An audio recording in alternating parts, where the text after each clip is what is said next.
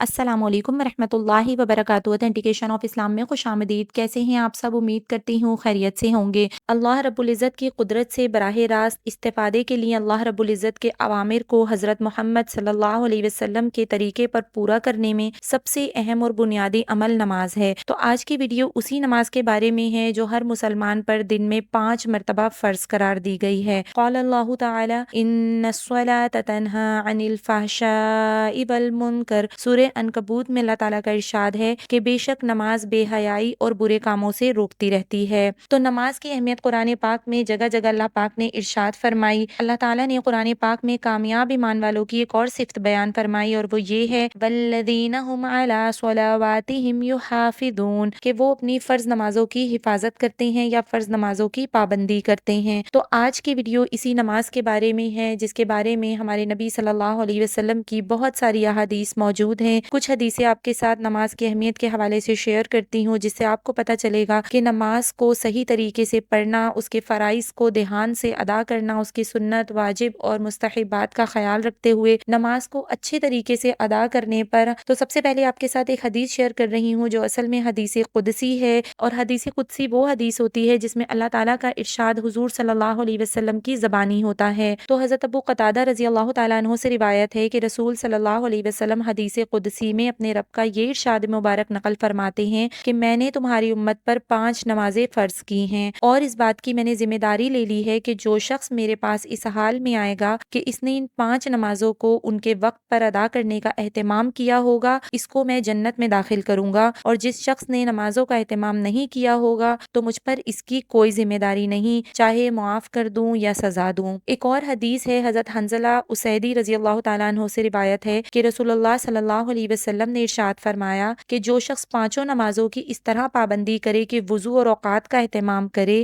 رکوع اور سجدہ اچھی طرح کرے، اور اس طرح نماز پڑھنے کو اللہ تعالیٰ کی طرف سے اپنے ذمے ضروری سمجھے، تو اس آدمی کو جہنم کی آگ پر حرام کر دیا جائے گا۔ اور نماز کی اہمیت اتنی زیادہ ہے کہ نبیوں نے بھی اس کے لیے دعا فرمائی، جیسا کہ قرآن پاک میں حضرت ابراہیم علیہ السلام کی دعا ہے جو ہم ہر نماز میں بھی پڑھتے ہیں، اور وہ یہ ہے رب اجعلنی مقیم الصلاۃ ومن ذریتی ربنا وتقبل دعا، کہ اے میرے رب مجھ کو اور میری اولاد کو نماز کا خاص اہتمام کرنے والا بنا دیجئے، اے ہمارے رب، اور میری یہ دعا قبول کر لیجئے۔ تو نماز کی اہمیت اتنی زیادہ ہے، لیکن ہم اپنے اوپر سے صرف فرض ادا کرنے کے لیے نماز کو جیسے تیسے ادا کر لیتے ہیں۔ تو آج کی ویڈیو میں انشاءاللہ تعالی آپ کو بتاؤں گی کہ نماز کے فرائض میں ہونے والی وہ کون کون سی غلطیاں ہیں جس کو عام طور پر خواتین کرتی ہیں، اور وہ یہ سمجھتی ہیں کہ ہماری نماز ادا ہو گئی، جبکہ نماز ادا نہیں ہوتی بلکہ ان کی نماز سرے سے ہی نہیں ہوتی۔ جیسا کہ آپ سب جانتے ہیں کہ نماز کے 13 فرائض ہیں، اور یہ 13 فرائض وہ ہیں کہ اگر ایک بھی اس میں سے چھوٹ جائے تو ہماری نماز نہیں ہوگی۔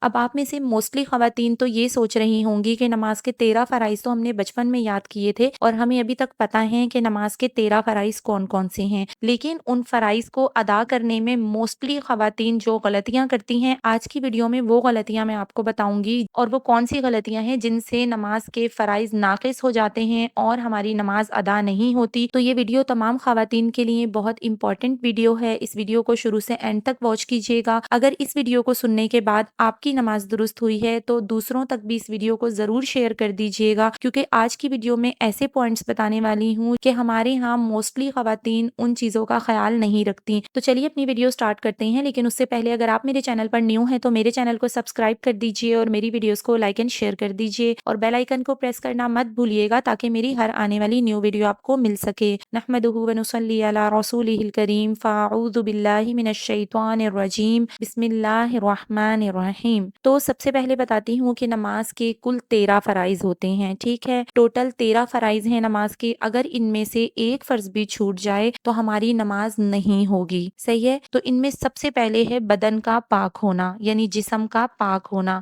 ہمارے ہاں موسٹلی خواتین اس چیز کا خیال نہیں رکھتی، اپنی پاکی اپنی ناپاکی کا خیال نہیں رکھتی ہیں، جس کی وجہ سے وہ ناپاک رہتی ہیں۔ مثال کے طور پر ہمارے نبی حضور صلی اللہ علیہ وسلم نے فرمایا کہ عذاب قبر زیادہ تر پیشاب کی چھینٹوں سے احتیاط نہ کرنے پر ہوتا ہے۔ تو ہمارے یہاں خواتین اکثر اس چیز کی احتیاط نہیں کرتی، تو جب بھی پیشاب کریں یا بچوں کو پیشاب کروائیں یا پھر بچوں کو واش کروا رہی ہیں تو خیال رکھیں کہ آپ کا بدن اور آپ کے کپڑے جو ہیں وہ پاک رہیں۔ ایک اور چیز کہ جن خواتین کو لیکوریا کا مرض ہوتا ہے، یعنی کہ لیکوریا کا پانی نجس ہوتا ہے، ناپاک ہوتا ہے، تو اگر وہ آپ کے کپڑوں پہ لگ جاتا ہے یا آپ کے جسم پر لگ جاتا ہے تو آپ کا ایک تو وضو ٹوٹ جاتا ہے، دوسرا آپ کو کپڑوں کو واش کرنا ضروری ہوتا ہے، تو خواتین جو ہے وہ اس چیز کا خیال نہیں رکھتی، ٹھیک ہے۔ تو سب سے پہلی چیز کہ بدن کا پاک ہونا ضروری ہے، نمبر 2 ہے کپڑوں کا پاک ہونا، تو کپڑوں کی پاکی اور ناپاکی کا خیال رکھنا بہت ضروری ہے۔ ہمارے یہاں میں نے اکثر خواتین کو دیکھا کہ واش روم دھوتی ہیں جس سے چھینٹیں ان کے کپڑوں پہ پڑ رہی ہوتی ہیں اور وہ احتیاط بھی نہیں کرتی اور اسی طرح جو ہے وہ نماز پڑھنا شروع کر دیتی ہیں، جبکہ کپڑوں کی پاکی کا خیال رکھنا بہت ضروری ہوتا ہے۔ اگر ہمارے کپڑے پاک نہیں ہوں گے تو ہماری نماز بھی نہیں ہوگی۔ جس طرح سے میں نے لیکوریا کے مرض کا بتایا کہ لیکوریا کا پانی بھی اگر کپڑوں پر لگ جائے تو کپڑے ناپاک ہو جاتے ہیں، تو اس کپڑے کو پکڑ کے دھونا چاہیے، اور کپڑوں کو پاک کرنے کا طریقہ یہ ہوتا ہے کہ اگر کہیں نجاست یا گندگی آپ کے کپڑوں پر لگ گئی ہے یا پھر خواتین کی ایج جیسے جیسے زیادہ ہوتی ہے تو ان کے ساتھ یہ پرابلم ہو جاتی ہے کہ کھانسنے یا چھینکنے سے پیشاب کے قطرے نکل جاتے ہیں جو ان کے کپڑوں پر لگ جاتے ہیں، ان کے کپڑے اور ان کا جسم اس سے ناپاک ہو جاتا ہے، تو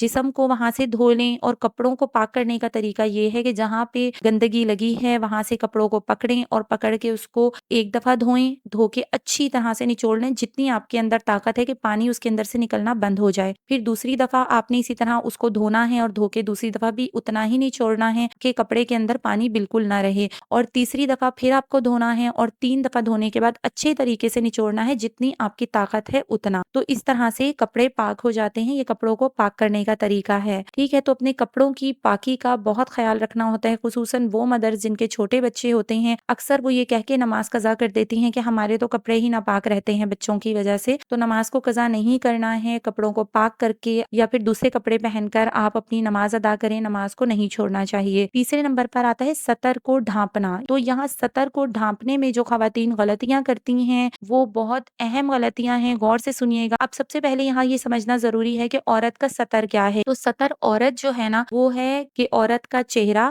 یعنی پیشانی کے بالوں سے لے کر تھوڑی تک اور ایک کان کی لو سے دوسرے کان کی لو تک، یہ عورت کا چہرہ ہوتا ہے۔ تو عورت کا چہرہ، عورت کے ہاتھ یعنی کہ ہاتھوں کی جو ہڈی ہوتی ہے کلائی والی، ہماری آستینیں اتنی ہونی چاہیے، ہمارے ہاتھ اتنے ڈھکے ہونے چاہیے، اور ٹخنوں کے نیچے تک عورت کے پیر جو ہیں وہ ڈھکے ہونے چاہیے، تو یہ ہے عورت کا سطر۔ تو عورت کا چہرہ، عورت کے ہاتھ اور پاؤں کے علاوہ پورے جسم کو اتنے موٹے کپڑے سے ڈھانکنا کہ جس سے جسم کا کلر نظر نہ آئے، جس سے بالوں کا کلر نظر نہ آئے۔ اب یہاں جو ہمارے یہاں خواتین کی غلطیاں ہوتی ہیں ہمارے ڈریسز کو لے کر کہ خواتین نے جارجٹ کے دوپٹے پہنے ہوتے ہیں، جو ہمارے یہاں عام ہیں، لون کے سوٹ کے ساتھ جارجٹ کے دوپٹے دیے جاتے ہیں، تو جارجٹ کے دوپٹے میں ہمارے بالوں کا کلر نظر آ رہا ہوتا ہے، تو اگر ہمارے بالوں کا کلر نظر آ رہا ہے تو ہماری نماز نہیں ہوگی۔ کچھ خواتین کیا کرتی ہیں، اب ان کو یہ تو پتا ہوتا ہے بالوں کا کلر نظر نہیں آنا چاہیے، وہ اوپر سے تو دوپٹے کو ڈبل کر کے اوڑھ لیتی ہیں لیکن ان کی گردن آگے سے نظر آ رہی ہوتی ہے، تو ہر وہ کپڑا جس سے آپ کی سکن کا کلر نظر آئے، جس سے آپ کے بالوں کا کلر نظر آئے، ایسے کپڑے سے نماز نہیں ہوتی، صحیح ہے۔ اس کے علاوہ لون کی شلواریں ہوتی ہیں جو لائٹ کلر کی ہوتی ہیں، جیسے وائٹ یا پھر لائٹ یلو کلر یا لائٹ پنک کلر، آپ دیکھیں کہ جب روشنی میں کھڑی ہوتی ہیں تو اس کے اندر سے سکن کا کلر نظر آ رہا ہوتا ہے، تو اس طرح کی شلواروں میں بھی نماز نہیں ہوتی۔ اس کے علاوہ ہمارے یہاں جو ٹائٹس چلی ہوئی ہیں اور جو پجامے، اسٹریٹ پجامے جو ہوتے ہیں جن کو سگریٹ پجامہ بھی کہا جاتا ہے، تو ان اسٹریٹ پجاموں میں کیا ہوتا ہے کہ جب ہم رکوع میں جاتے ہیں تو ٹخنے کھل جاتے ہیں،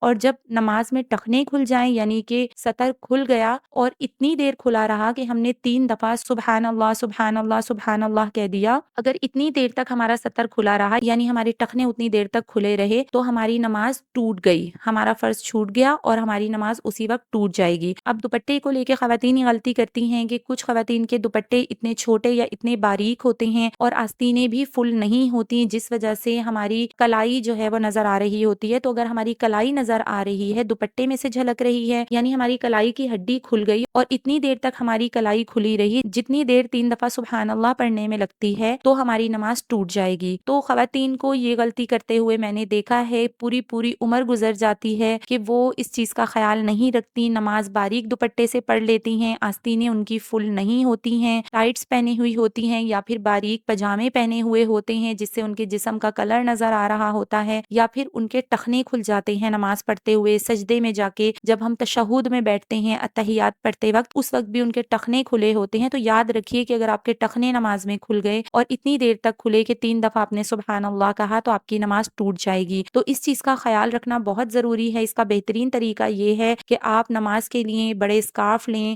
گول اسکارف جو ہوتے ہیں نماز کے لیے آپ وہ بنوا لیں، مکھنا جس کو بولتے ہیں، آپ گھر میں بھی سی سکتی ہیں، نہیں تو بازار سے بھی ملتے ہیں۔ تو کوشش یہ کریں کہ جب نماز پڑھنے کے لیے کھڑے ہوں، اللہ کے حضور کھڑے ہوں، تو اپنے جسم کو پورا ڈھانک کے اور اہتمام کے ساتھ کھڑے ہوں، تاکہ اگر ہم مشقت کر ہی رہے ہیں، 5-10 منٹ کی ہم نماز پڑھ ہی رہے ہیں، تو ہماری نماز ایٹ لیسٹ ایسی ہو کہ اس میں کوئی غلطی نہ ہو اور اللہ کے حضور قابل قبول ہو جائے۔ اس کے علاوہ چوتھا فرض ہے نماز کی جگہ کا پاک ہونا۔ جائے نماز بچھا کے پاک صاف جگہ پہ نماز پڑھنی چاہیے۔ کچھ خواتین ایسے ہی گھر میں جو چادریں بچھی ہوتی ہیں یا زمین میں کھڑے ہو کے نماز پڑھ لیتی ہیں، اگر وہ جگہ پاک ہے تو آپ پڑھ سکتی ہیں، لیکن اگر آپ کو ڈاؤٹ ہے کہ وہاں بچے بھی پیر لے کے آ رہے ہیں اور بڑے بھی چل رہے ہیں اور وہاں ناپاکی کا کسی قسم کا کوئی شک ہے، واش روم سے پیر لے کے باہر آ گئے یا کچھ، تو اس جگہ پہ صاف ستھری جائے نماز بچھائیں اور پھر اپنی نماز کو ادا کریں۔ پانچواں فرض ہے نماز کا صحیح وقت ہونا، یعنی کہ نماز کے اوقات کا اہتمام کرنا، کہ جب نماز کا وقت داخل ہو جائے اس وقت ہم نے نماز پڑھنی ہے،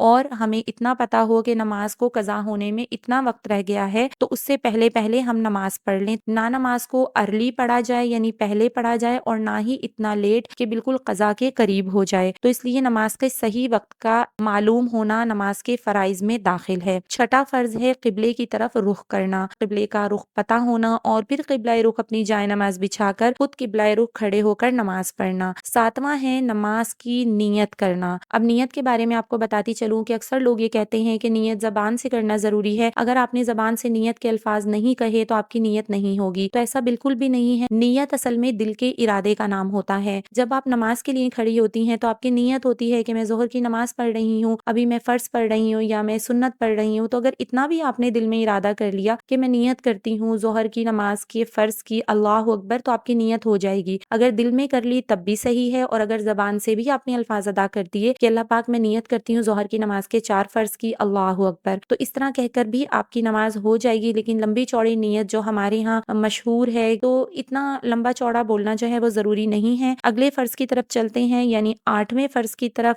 تو وہ ہے تکبیر تحریمہ، یعنی کہ نماز کے لیے جب ہم اللہ اکبر کہتے ہیں تو یہاں پہ بھی خواتین اکثر یہ غلطی کرتی ہیں کہ جب نماز کے لیے اللہ اکبر کہہ کے ہاتھ اٹھاتی ہیں تو مردوں کی طرح وہ کانوں تک ہاتھ اٹھا لیتی ہیں، جبکہ خواتین کو مردوں کی طرح کانوں تک ہاتھ نہیں اٹھانے ہیں۔ خواتین کے لیے تکبیر تحریمہ کا طریقہ یہ ہے کہ اپنے ہاتھوں کو کندھوں تک رکھنا ہے، کندھوں سے اوپر لے کر نہیں جانا اور کندھوں سے باہر لے کر نہیں جانا، ٹھیک ہے؟ اپنے ہاتھوں کو اسٹریٹ سامنے کے رخ پہ رکھیں، اللہ اکبر کہیں، اور شولڈر سے اوپر یا باہر نہیں لے کے جانا۔ تو عورتوں کا تکبیر تحریمہ کہنے کا طریقہ یہ ہے، ٹھیک ہے؟ انشاءاللہ آگے آنے والی ویڈیو میں عورتوں کی نماز کا صحیح طریقہ بھی آپ کے ساتھ شیئر کروں گی۔ پھر اگلے فرض کی طرف چلتے ہیں، یعنی کہ نمبر 9، اور یہ ہے قیام کرنا، یعنی اللہ اکبر کہہ کے جب ہم کھڑے ہوتے ہیں اسے کہتے ہیں قیام کرنا۔ 10واں فرض ہے قرات کرنا، یعنی کہ جیسے ہم نماز میں قرات کرتے ہیں، پہلے ثنا پڑھتے ہیں، پھر سورہ فاتحہ اور سورہ فاتحہ کے ساتھ کوئی اور سورت ملا کے پڑھنا۔ اس کے بعد آتا ہے 11واں فرض، اور وہ ہے رکوع کرنا۔ تو رکوع کا جو صحیح طریقہ ہے، خواتین اس میں بہت غلطی کرتی ہیں کہ مردوں کی طرح بالکل جھک کے رکوع کرتی ہیں، ہاتھوں کی انگلیوں کو کھول کے رکوع کرتی ہیں۔ تو رکوع کرنے کا صحیح طریقہ یہ ہے کہ خواتین کو اپنے ہاتھ بالکل اسٹریٹ رکھنے ہیں، گھٹنوں کے اوپر آپ کے ہاتھ ہوں، یعنی گھٹنوں کی ہڈی کے اوپر، اور وہاں پہ آپ نے ہاتھ رکھ کے اتنا جھکنا ہے کہ آپ کی کمر جھک جائے،